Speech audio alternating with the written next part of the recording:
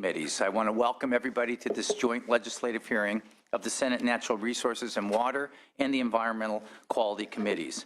I'd like to thank everyone for being here at this important hearing. First off, Senator Pavley is unable to attend today's hearing. However, she has asked that I read her opening remarks into the record, which I'll do in a moment. When Senator Pavley and I first discussed doing this hearing, it was clear that the Underground Injection Control Program, or the UIC program, needed oversight and review.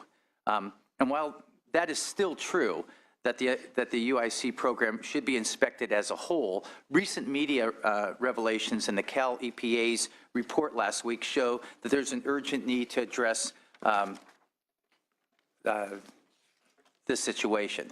There's injection wells that have been permitted by the Department of Conservation, and the injection has occurred into aquifers that have either not been exempt by the United States Environmental Protection Agency or where the exemption status is under review. And our primary goal, or at least as the chair of environmental quality, is to protect public safety and health. That's my charge here as a senator. So these aquifers have water quality that may make them available as sources of groundwater underground drinking water. And this has been happening for decades. It also appears that this administration has known about this for at least 4 years, and it is only taking corrective steps to assess and stop contamination now. How is this possible? Especially when the state of California is struggling with a historic drought, conserving as much water as possible, legislating about groundwater rights, going to the voters to approve spending for new water storage and new treatment technology to meet California water needs, that we are continuing to inject into potential drinking water sources. Now, today's hearing is the first of an opportunity for the administration to explain how we arrived here and what is being done to correct this situation and ensure this type of mistake does not occur again. I will now read Senator Pavley's statement, and we'll begin with our first panel. Good morning. Over the last 8 months since the state oil and gas regulator, the Division of Oil, Gas, and Geothermal Resources, DOGGR, issued the first of its shutdown orders to stop oil and gas well operators from disposing of oil and gas wastewaters by injecting them into good quality or potentially good quality groundwaters, there has been a series of newspaper articles describing an ever-increasing number of injection wells that may be injecting material into the wrong groundwater. DOGGR has acknowledged this. Here we are in the 4th year of a serious drought, and the actions of the oil and gas regulator are threatening the state's precious groundwater supply. The purpose of today's hearing is to find out how this was allowed to happen. We know that near these oil and gas wells, there are water wells that are being used for drinking and other purposes. I represent part of Ventura County, where oil and gas production coexists with agriculture and a growing population. We cannot allow our precious groundwater resources to be compromised by negligence. How can I assure my constituents that DOGGR is protecting their drinking and irrigation water from oil and gas contamination when it doesn't appear that it is? These injection wells are part of the Underground Injection Control Program, or UIC program, that DOGGR applied for and received primacy from the United States Environmental Protection Agency in the early 1980s to run on its behalf. This primacy agreement, or actually both of them, because we know now there are 2 versions, clearly requires that DOGGR not allow injection from oil and gas wells into good quality groundwaters that were not formally exempted from the Safe Drinking Water Act's protections. Yet, DOGGR did anyway, and frankly continues to allow the operation of suspect oil and gas wells while its and the Water Board's investigations continue. Issues with the UIC program go well beyond aquifer exemptions alone, as the 2011 U.S. EPA audit of the program made clear. DOGGR, in fact, acknowledged that improvement was necessary in a series of budget requests starting with the fiscal year 2010-11 through fiscal year 2012-13 budgets that resulted in over 50 new permanent positions. The legislature ultimately gave Dogger what it asked for. Many plans were written and commitments made to bring Dogger into compliance with the law and its own regulations during the budget process. The recent news reports indicate little progress has been made. The UIC regulations are well over 20 years old. Dogger personnel continues to ignore law and regulations. Fracking and the use of open, unlined pits to dispose of oil and gas wastewaters have also been in the news lately, but the subject of this hearing is the injection well program. However, it was the implementation of my bill, SB 4, which regulates fracking, that brought this injection well permitting problem to light. It is also true that SB 4 would have been very different if the true state of the aquifer exemption program, which last week's Cal EPA report makes clear, was well known internally by then, was communicated to me and my legislative colleagues as it should have been. My new bill, SB 248, will shortly be amended to reflect the outcome of this hearing and provide legislative direction on the much-needed reform of the oil and gas UIC program. However, what assurances do I and my colleagues in the legislature have that Dogger will not continue to ignore state and federal law and regulations? Dogger has serious credibility and performance problems. I will be listening today for its plans and pledge to continue oversight efforts. That was Senator Fran Pavley's opening statement, and we wish her well. All right, let's jump into it. Our first panel is the state regulatory agency. We have the director of the Department of Conservation, Division of Oil and Gas and Geothermal Resources, Dr. Mark Nekadom, and Jonathan Bishop, the Chief Deputy Director of the State Water Resource Board, and Stephen Broham, the Supervisor of the Dogger program. Oh, as you come forward, I will note we have a timing or a scheduling matter that we will at 10:15 make sure that we hear from Secretary Laird, the Secretary of the Natural Resources. I'm remiss, was there any other members that had an opening remark before we hear from the first panel or a comment? Great. Dr. Nekadom, good morning and welcome to our joint hearing. Please proceed. Good morning, Mr. Chair, members, ladies and gentlemen of the public. My name is Dr. Mark Nekadom. I'm the Director of the Department of Conservation. With me is Dr. Steve Boland, the Supervisor of the Division of Oil, Gas, and Geothermal Resources, and Jonathan Bishop, Chief Deputy for the State Water Board. My purposes this morning are twofold. First, to describe briefly the recent history and timeline of events and decisions that have led to our current status. Second, to share with you our work with our fellow state agencies and US EPA on developing a path forward. Dr. Boland will take it from there and provide important details of the path forward for full compliance with the Federal Safe Drinking Water Act. I appreciate your convening the joint hearing this morning of both committees, and we are eager to address this very important topic of underground injection control, or UIC, as we will refer to the program periodically throughout our presentations. The Underground Injection Control Program has overseen the provisions of this federal the Safe Drinking Water Act for Class II wells since 1983. Class II injection wells are wells that inject fluids associated with oil and gas production back down into the geological formations. It is important to understand that every gallon of oil produced in California comes to the surface mixed with more than 19 gallons of water from the same geological formation. This is usually very salty water, referred to as having a high concentration of total dissolved solids, or TDS, as we normally refer to the metric of saltiness in water. That water has also residual oil components in it. What happens to that produced water is one of the most important considerations of the UIC program. Nearly 75% of the water produced with oil is injected back into the same zones that it came from. As a means of enhancing oil production, this is also called enhanced oil recovery, or EOR.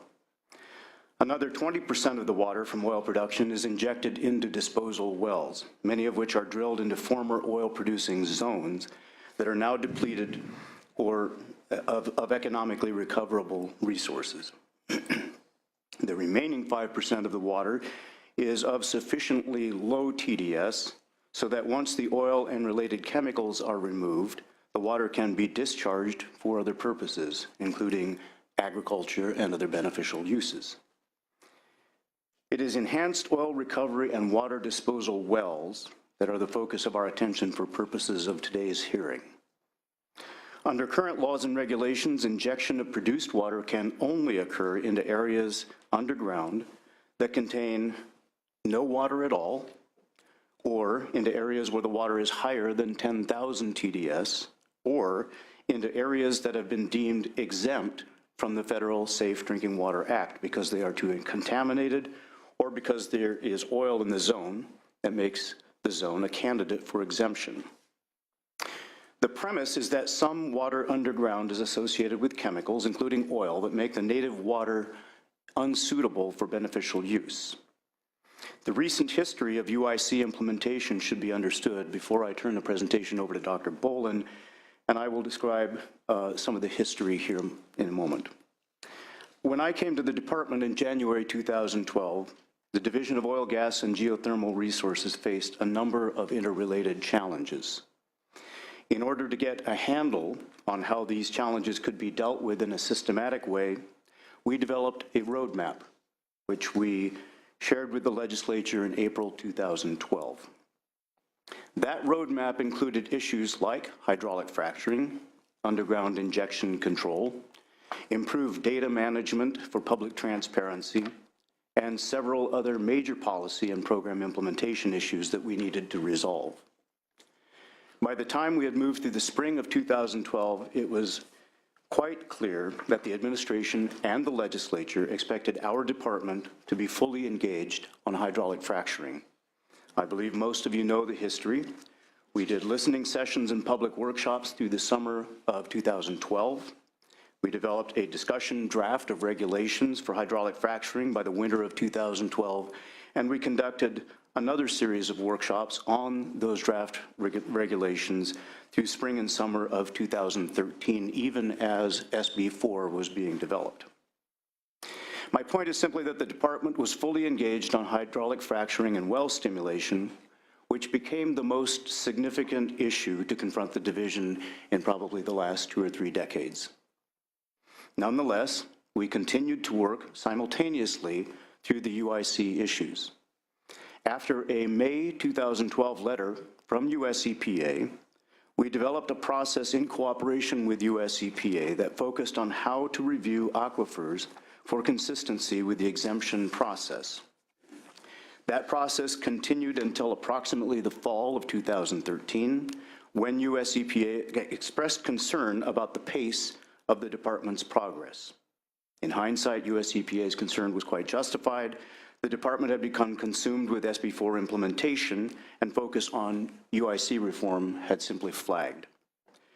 As we came to appreciate their concern about our slow progress, we recommitted to working through the fundamental problems of the UIC program with all of our partners, the state board, regional boards, US EPA, etc. In the course of our collaborative implementation of SB4, particularly the groundwater monitoring provisions, with the state board, we discovered that the state board in particular had very grave concerns about the injection wells into non-exempt aquifers. That was also our concern. The department increased its attention, along with the state board and US EPA, to changes in the UIC program. Further, the work between the division and US EPA on implementing UIC reforms accelerated. Working collaboratively, the department, US EPA, and the state board developed a process for conducting a comprehensive review of the entire UIC program. Now, we are currently looking at the underlying regulations to determine if they are still appropriate to the technology and practice of Class II injection after 30 years. We are also looking very closely in cooperation with our partners at our UIC permitting practices going forward. And we are examining the history of past permits to identify whether any were issued improperly or whether the injection projects present a potential threat to groundwater for beneficial uses. This last part is a very protective view aimed at erring on the side of closure where there are water supply wells nearby. We have reviewed with the State Board hundreds of wells since last July and have issued orders or obtained voluntary relinquishments of permits to shut down injection wells that could present a threat to groundwater. Some have wondered why we have not shut in more wells. It is important for the committees to understand the nature of the challenge we have in reforming the UIC program. We are examining wells that have already been permitted. Some of those may have been permitted in areas not previously approved for injection, but which are appropriate for injection. Others may be wells that should never have been approved. We need to review the past approvals, and we need to use a protective filter that errs on the side of well closure when water supply sources are potentially at risk. We also must recognize that some injection wells are nowhere near water supply wells and present no risk to beneficial uses of groundwater. The Water Board is currently testing wells in question to determine whether there is any risk to public health. So far, there has been none. However, we must make sure we don't issue cease and desist orders in a blanket fashion, given that some approved wells might actually be appropriate and safely injecting. Now, with your concurrence, I would like to transition the presentation to Dr. Bolin. Dr. Bolin was appointed by the governor last June. As oil and gas supervisor, we're pleased to have his expertise with us in the department. Thank you. Please. Thank you. Chair Wojtkowski, senators, ladies and gentlemen, thank you very much for this opportunity to discuss with you what our UIC program is, and more importantly, what the path forward for the program is. I want to start by giving a little bit of context about underground injection, both in this country and in the state. The slide shows 6 classes of wells established by the U.S. Environmental Protection Agency. Class 1, these are the number of wells, the inventory of wells in the state as of 2010. Hazardous waste wells in the state, there are 45 of those. Those are overseen by EPA. The Class 2 wells in yellow, those are fluids related to oil and gas production, so-called Class 2 fluids. And EPA has delegated the responsibility of oversight of that program to the state and to the division.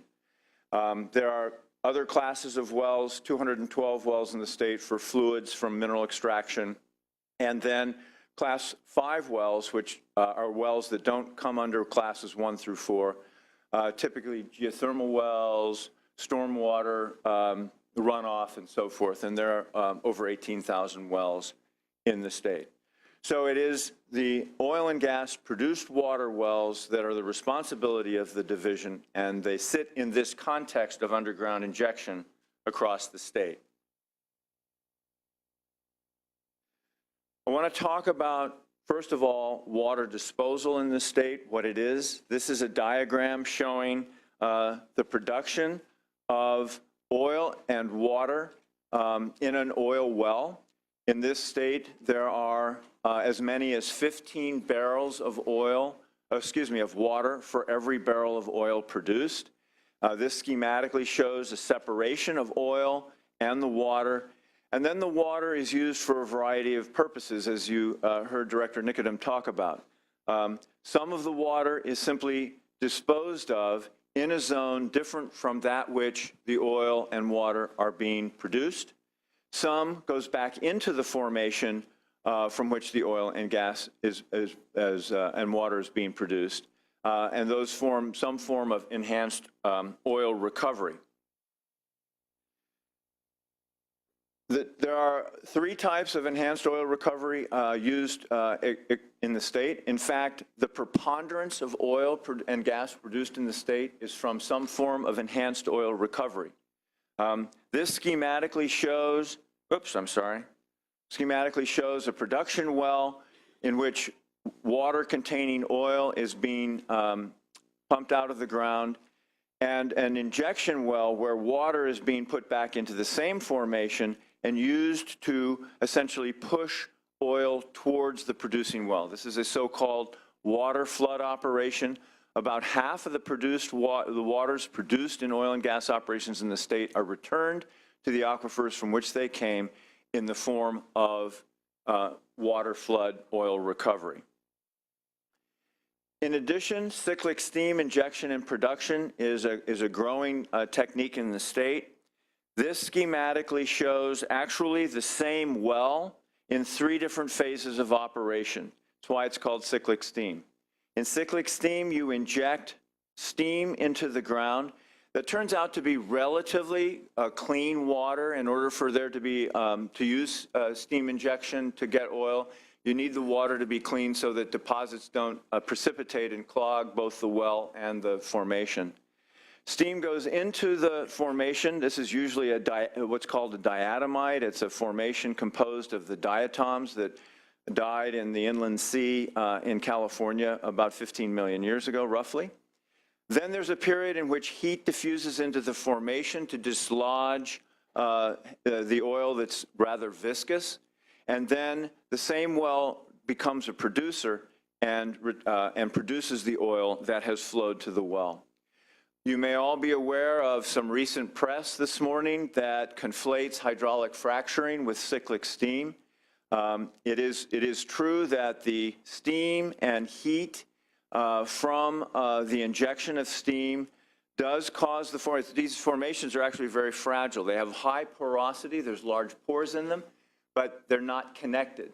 And it's a little bit like glass, really. And so there's fractures that form in the formation that allow the oil to flow to the well.